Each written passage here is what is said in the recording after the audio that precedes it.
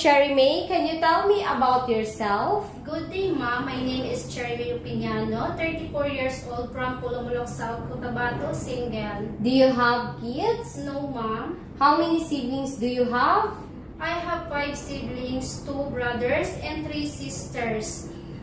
I am fourth in the siblings, my own family. Tell me about your educational background. I am a high school graduate. Do you have overseas experience? Yes, ma'am. I worked in Kuwait last 2014 to 2017. I work with the employer with 2 adult children, age 17 and 18 years old. I do ironing, laundry, and cleaning, and assist the needs of my employer. And also, I work in the mom last 2019. I work elderly couple employer with 2 adult children, age 45 and 47 years old. I do all around household like cleaning, ironing, and laundry. Did you finish your contract? Yes, ma'am, in Kuwait, but the mom no, because due to attempted sexual harassment, employer grandchild. Okay.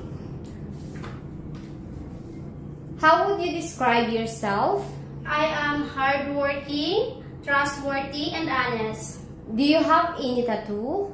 Yes, ma'am, I have 2 tattoo. 1 small tattoo in left hand and also 1 tattoo in shoulder. Did you undergo to any kind of surgery? No, ma'am. Why do you want to go abroad? To earn money to support my parents.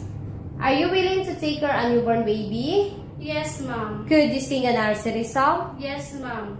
The wheels on the bus go round and round, round and round, round and round. The wheels on the bus go round and round all day long. The wipers on the bus go swish, swish, swish, swish, swish, swish, swish, swish, swish. The wipers in the bus go swish, swish, swish all day long. Are you scared of cats or dogs? No, ma'am. I willing to care dog or cat. Give me your idea how can you take care of naughty children and children with tantrums. I talk to them about it and calm voice. Say something to your future employer to hire you. To my future employer, if you are going to hire me, I promise to finish contract and I will extend if you need me. I promise to treat like my own family. I learn to speak Cantonese and cook more Chinese foods. Thank you.